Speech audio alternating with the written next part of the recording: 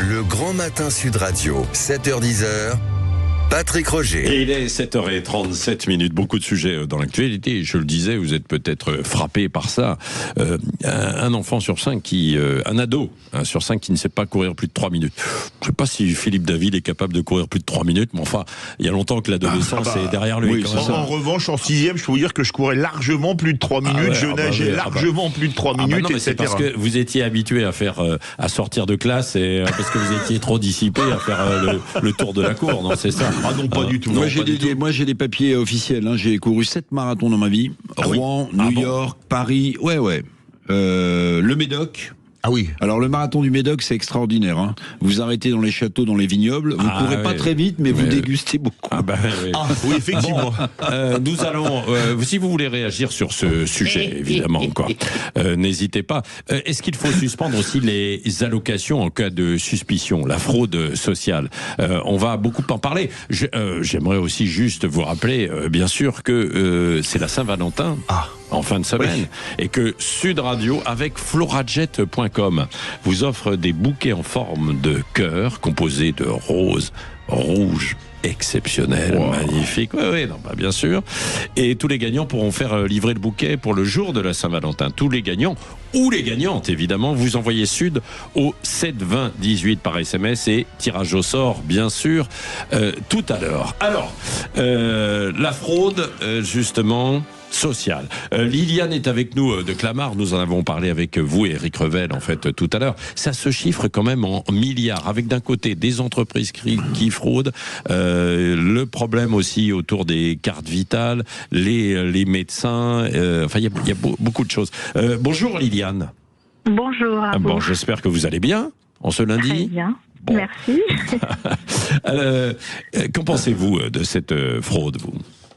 Je suis un peu révoltée puisque je connais personnellement plusieurs cas de fraude, soit à la sécurité sociale, soit au HLM, soit aux congés médicaux, et c'est révoltant. C'est révoltant de voir quelqu'un qui est citoyen de l'Union européenne, qui bénéficie de la solidarité française et qui a un HLM parce qu'il a 2 enfants et voilà, c'est normal. Et il divorce, sa femme va être obligée de partir dans le privé, lui il retourne dans son pays et depuis 6 ans, l'appartement il est loué à quelqu'un au black. Ah bon? Vous trouvez ça normal? Non, alors non, voilà. non. Il n'y a pas de contrôle, etc.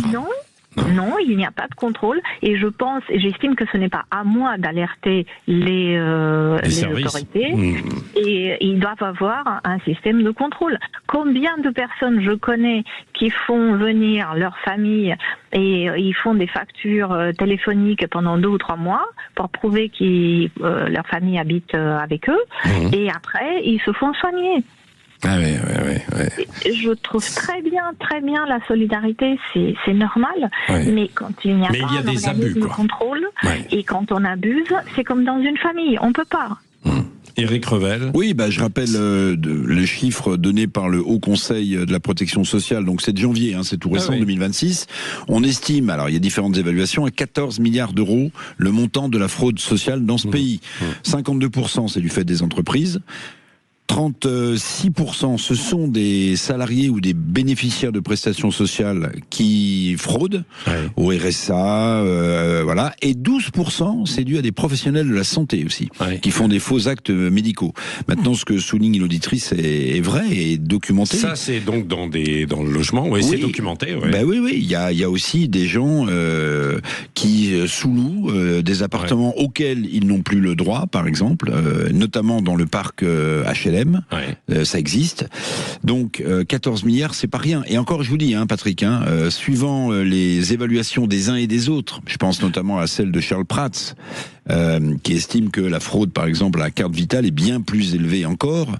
14 milliards d'euros, alors que Farandou veut faire 1 milliard d'euros d'économies, ça veut dire que par an, on continuerait à avoir un tonneau percé qui percerait 13 milliards, si tant est qu'on récupère 1 milliard. Philippe David ? Moi, je crois que, comme dans tous les cas de figure, c'est avant tout une question de volonté politique. 14 milliards, c'est colossal. 14 milliards, ça veut dire qu'on a les moyens de se payer qu'un porte-avions avec ce qui coûtera 10 milliards, et la fraude sociale, c'est 14 milliards. Et on n'est pas capable d'aller les chercher. Charles Prats a écrit 2 très bons livres, Cartel des fraudes 1 et Cartel des fraudes 2. Il y avait tellement de fraudes dans le livre 1 qui était gros comme le bottin, qu'il a fallu qu'il en écrive un deuxième. Vous voyez un peu, j'ai lu les 2, c'est très intéressant. Et moi, je suis pour une chose déjà, la carte vitale biométrique. Si vous faites déjà la carte vitale biométrique, personne pourra aller avec la vôtre parce qu'il y aura une reconnaissance faciale qui dira c'est lui ou c'est pas lui, c'est elle ou c'est pas elle. Ça, c'est ton point, on pourrait le faire. Si on peut, comme les passeports. Les passeports, c'est biométrique aujourd'hui. C'est vrai. Donc, le tout, c'est une question de volonté politique. Moi, je suis pour des sanctions.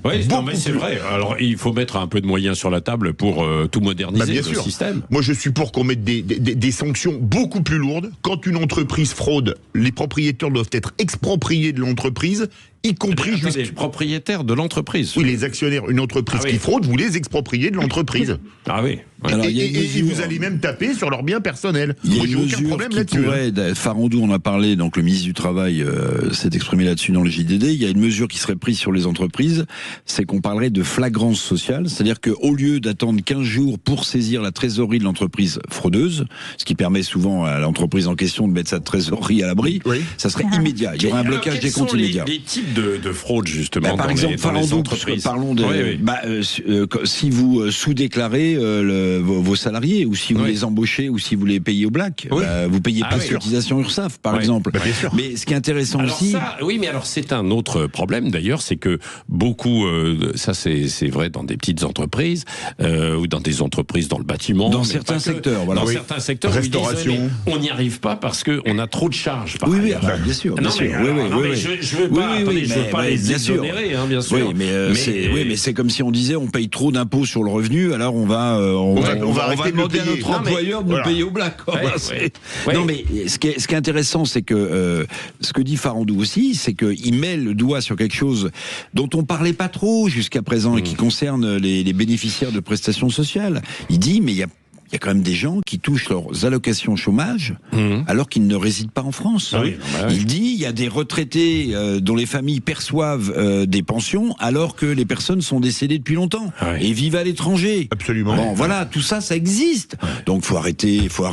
Enfin, on n'a plus les moyens. Mais c'est tout une question de volonté. Par exemple, les retraités centenaires qui pullulent dans certains pays. Eh bien, écoutez, vous obligez les gens à aller pointer avec une carte biométrique tous les 6 mois ou tous les ans à l'ambassade ou au consulat de France. Ça leur donnera un peu de travail. Bon, je ne sais pas ce que vous en pensez. Est-ce que vous estimez qu'il y a la possibilité justement d'aller traquer les fraudeurs, alors que ce soit sur entre guillemets la sécurité sociale avec la carte vitale, bien sûr, biométrique, les faux arrêts maladie, etc. maladie, et puis dans les entreprises aussi où il y a beaucoup de fraude. Qu'en pensez-vous? Et puis, alors, ce que je disais, c'est-à-dire il y a beaucoup de fraude, et puis parce que quand vous discutez parfois avec certains petits patrons, ils n'osent pas le dire, mais vous sentez que ils sont débordés, ils ont trop de charges et ils ne savent pas comment faire. Mais c'est pas une solution, bien sûr. Mais malheureusement, c'est ce qui se fait. Qu'est-ce que vous en pensez? Vous êtes peut-être confronté à ça. J'aimerais vous entendre, tout simplement. Vous avez la parole, vous le savez, dans un instant, ou dans La Vérité en face, qui se poursuit après 9h. 9h moins le quart, dans un instant. Philippe David va aller sur la piste. Il va courir plus de 3 minutes pour voir s'il est capable de rivaliser avec des ados de 11 ans, de 11-12 ans, qui n'arrivent pas à courir. Mais ça, c'est fou. Oui, c'est fou. Il y en a toujours eu, mais alors là, le nombre augmente, de plus en plus. Le Grand Matin Sud Radio, 7h-10h. Patrick Rocher. Allez, une. Évidemment, ça c'est l'armée, c'est pas. C'est pas ça. Bon, non, la course, l'endurance. Il y a eu 3 tests qui ont été réalisés dans les collèges. C'était il y a quelques mois, en septembre 2025. Il y avait 3 tests simples: l'endurance, le saut en longueur et le sprint. Et là, on s'est aperçu que 18% des collégiens ne parviennent pas à courir plus de 3 minutes à une allure normale. sociale. Il y a un écart entre les garçons et les filles aussi. 22% des filles qui ne dépassent pas 3 minutes contre 14% des garçons. Alors, loin de les accabler, mais tout de même, bien sûr, ça pose un certain nombre de questions parce que c'est la santé physique, bien sûr. On parle de l'alimentation, mais c'est aussi la santé mentale quand on ne court pas. Ça veut dire qu'on reste beaucoup plus sédentaire. Lionel est avec nous. Il nous appelle en fait de Grasse. Bonjour Lionel. Salut Patrick, bonjour l'équipe. Oui, je Bonjour. voulais témoigner. Vous avez 2 filles, c'est ça? 19 et 22. Ouais. Alors comment vous avez fait? Est-ce qu'elles couraient plus de 3 minutes? Comment j'ai fait? Je les ai un peu bourrinées. Comment j'ai fait? Ah oui.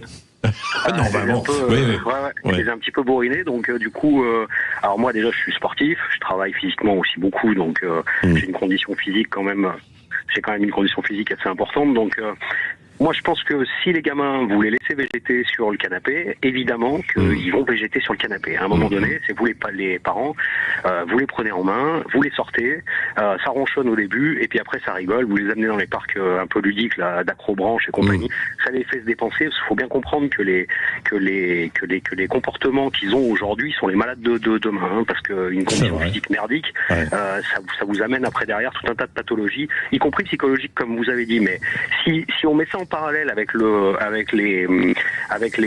classements de PISA, franchement, tu regardes l'école, tu te dis, il y a peut-être un problème quand même. On est absolument bidon dans les classements PISA. On est bidon en physique. Non, mais à un moment donné, il faut peut-être un petit peu se reprendre en main aussi, quoi. Et je pense qu'on est trop gentil en fait avec les minots.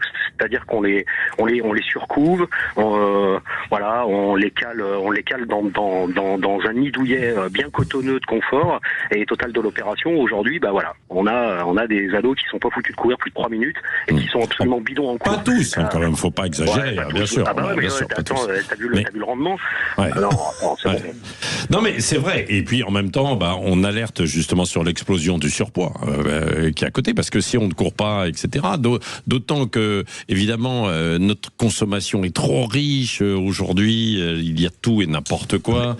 Que la vie a changé. On est bien souvent dans le cœur des grandes villes, et dans les grandes villes, ce n'est pas si simple toujours faut se déplacer pour aller au stade. Avant, on pouvait courir en descendant en bas. Non, mais c'est vrai, il y a des salles de sport. Mais attendez, alors il y a des salles de sport, bien souvent elles sont fermées.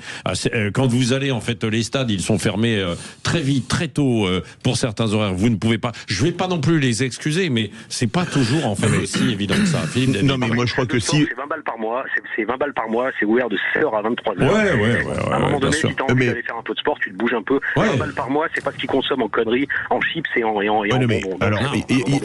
Alors il y a 2 choses. Moi je préfère le sport en plein air, aller faire un footing, que le sport en salle où on est enfermé. Et ça, vous êtes en ville. Oui, non, mais on peut aller faire un footing en ville. Il y a toujours des parcs publics, il y a des rues, et puis il y a des stades où il y a une piste d'athlée. Moi, pendant des années, j'allais courir 5 km, quand j'étais jeune, j'allais courir 5 km tous les soirs sur la piste d'athlée autour du terrain de foot. Jeune, oui, mais là, la vitesse serait plus tout à fait la même. Mais c'est vrai, comme le disait Lionel, que si vous mettez vos gosses, ils rentrent, ils sont le soir, le week-end, devant la télé, avec chips, bonbons, tablettes, jeux vidéo, etc.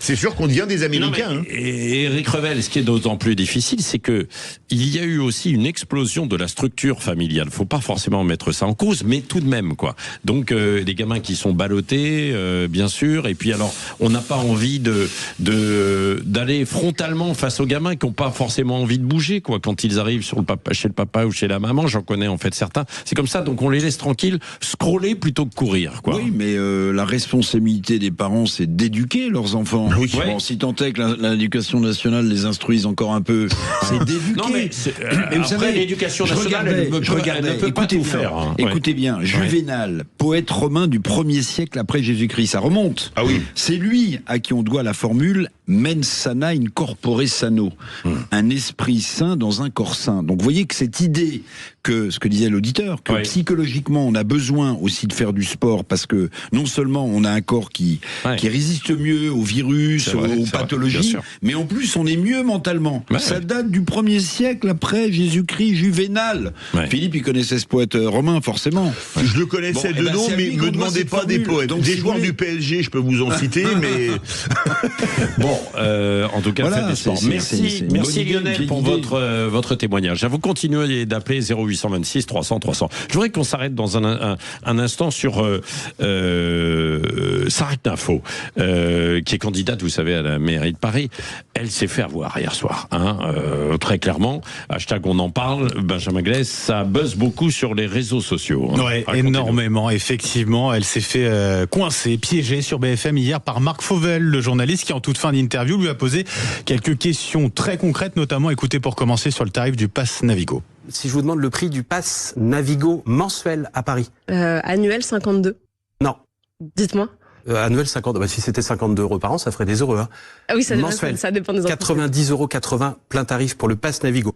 Et après la question sur le pass Navigo, tenez, le journaliste de BFM l'a également coincé sur le Paris Saint-Germain. Plus facile, le nombre de Ligue des Champions remportées par le PSG. L'année dernière, déjà, et je vais d'ailleurs ce soir au match, au Classico. C'est pas ma question. Combien de Ligue des Champions? Je sais qu'on l'a remporté l'année dernière, et je m'intéresse de plus en plus. Vous pouvez me citer 3 joueurs du PSG?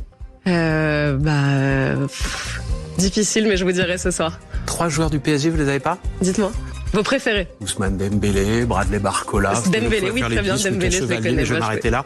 Je vais pas jouer à la... Bon, vous serez au match ce soir. Je ne suis pas un sage savant, mais je travaille sur mes sujets. Et donc, les sujets que je travaille, je les connais, je les maîtrise. Et pour le reste, j'apprends tous les jours. Effectivement, elle était au match hier soir au Parc des Princes. D'ailleurs, elle en a profité pour partager cette vidéo. Je révise le nom des joueurs, ça va faire plaisir à BFM. J'avoue, je suis une footix, mais ce soir, l'ambiance est tellement extraordinaire. On voit bien que Paris, c'est le club et que le club, c'est Paris. Il y a une ambiance de dingue, le PSG arrête pas de marquer des buts, c'est fou cette équipe. Bah oui, c'est fou cette équipe. Ils ont gagné 5-0 face à l'OM. Quant au tarif du pass Navigo, la candidate reconquête à la mairie de Paris plaide le lapsus. Waouh, gros lapsus sur BFM. Je dis annuel au lieu de mensuel pour le prix du pass Navigo. Évidemment que 50 € c'est mensuel et c'est pour les salariés dont l'employeur rembourse la moitié du pass Navigo. Et j'aurais pu penser à ceux qui sont pas salariés et qui n'ont pas cette chance. Ouais, bon. Oui, donc parce que c'est 90 €. Alors bon, évidemment, ça c'est quand on est à Paris, que l'on est concerné, on le sait, quand on est dans la France entière. Mais elle est candidate à la mairie de Paris. C'est une faute ou pas? D'abord, le journaliste lui dit, en gros, chaque candidat à la mairie de Paris, je lui pose 3 questions solennelles. Donc déjà, c'est une faute de sa com qui aurait dû lui dire, mais les interviews se terminent par 3 questions auxquelles vous n'échapperez pas. Bon, ils auraient pu s'y préparer. Maintenant, qu'elles connaissent pas les noms des joueurs de foot, ça me choque plus pour le prix du pass Navigo, en réalité, le lapsus. Parce que vous vous souvenez de Chirac qui, pour une finale de la Coupe du Monde, avait du mal à articuler. Ah oui, non, mais il connaissait pas les noms des joueurs. Bon, voilà. Lilian Barthès. Ça va lui coller au basque. Maintenant, on l'attend plus sur d'autres idées pour la mairie, il me semble que bon. Mais le pass Navigo, c'est un sujet parce que, évidemment, ça donne l'impression d'une élite un peu déconnectée, vous voyez, c'est-à-dire Sarah Knafo prend-elle le métro? Elle s'est mise en scène dans le métro. Donc elle le prend. Mais bon voilà, mais pour le reste, c'est quand même... Et puis pourquoi pas demander des joueurs du Stade Français Rugby ou du Paris Football Club pendant qu'on y est. Non. Bon, enfin voilà. Il n'y a pas que le PSG à Paris, non? Oui, évidemment. Vous les avez, Philippe. Oui, au Paris FC. Le gardien s'appelait Kevin Trapp, il a joué au Paris FC, au Paris SG à l'époque, et il avait un de ses coéquipiers il y a pile 10 ans, quasiment jour pour jour. Marseille aujourd'hui. Là, quand on prend une Manita, j'évite de parler. L'Ange. Non, c'est Rouli jouait pas hier soir. Non, c'est C'était l'Ange. pas Rouli. Oui, mais c'est parce que c'était Rouli et l'Ange. C'est ça, l'Ange. Mais le problème, c'est que quand on en prend 5, c'est pas un bon souvenir. Il s'est envolé. L'Ange s'est envolé hier soir. Non, mais pauvre Marseillais, 5-0. Enfin, l'Ange, il a volé. Avec 2 buts sublimes quand même. Le deuxième de Dembélé en dribble et la reprise de volée de Kvaratskhelia qui venait de rentrer. Alors celle-là a montré dans toutes les écoles de football. Le corps parfaitement reculé, la frappe parfaitement maîtrisée, et il finit au pied du poteau. Il faut surtout Balerdi et Pavard passent à un autre sport. Dans un instant, avec Jean-François. Faut qu'ils arrêtent le foot, les deux là. Sud Radio.